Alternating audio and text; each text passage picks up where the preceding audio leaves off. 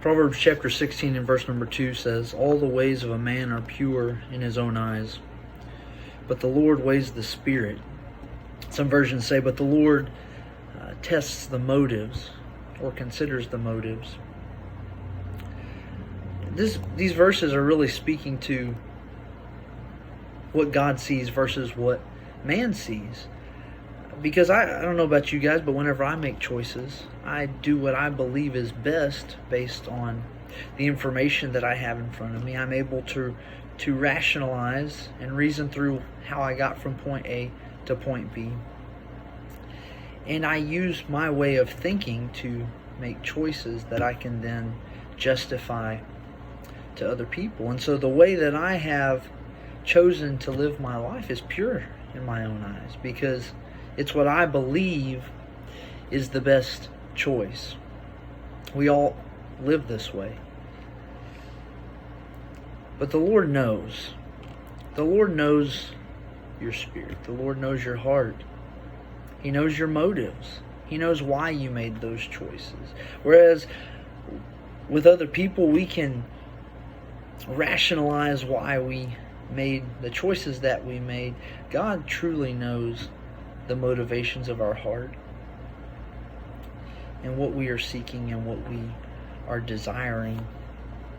And that is much more invasive than what others will see.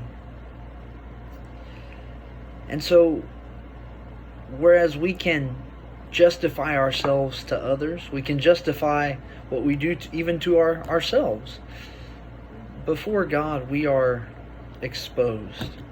He knows exactly who we are. He knows exactly what we are thinking and what we are after. In fact, during Jesus' ministry, He demonstrated His understanding of the hearts of men. Oftentimes the religious leaders, the scribes, the Pharisees, these lawyers would come to test and to challenge Jesus, and they presented what would appear to be good questions. What must I do to inherit eternal life? I mean, as an onlooker, I would think, yeah, that's a great question. That's a noble thing coming from a place of honesty. But Jesus knew their hearts, and He knew their motivations, and He would often turn their questions on their head and put a question back towards them, because He knew that their intentions and their motivations were impure. They were there to trap Him. They were there to argue with Him. And I think sometimes we do the same. We have ulterior motives. We are trying to push an agenda. We want people to see things from our perspective. We are trying to accomplish an end, and so we manipulate situations because we feel like it's the best decision. And I'm not saying that it's wrong to try to be persuasive or convince someone of our way of thinking.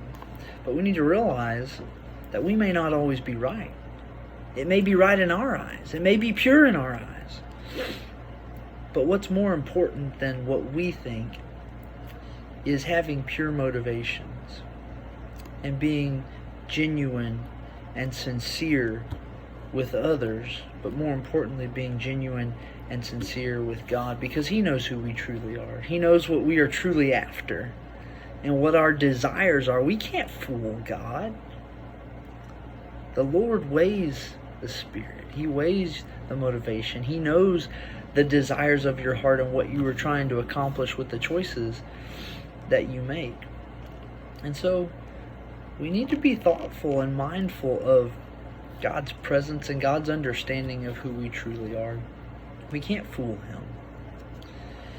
We can fool others. We can fool ourselves. But ultimately, the one in whom we have to stand in front of and justify our actions ultimately on a day of judgment, He knows. He already knows.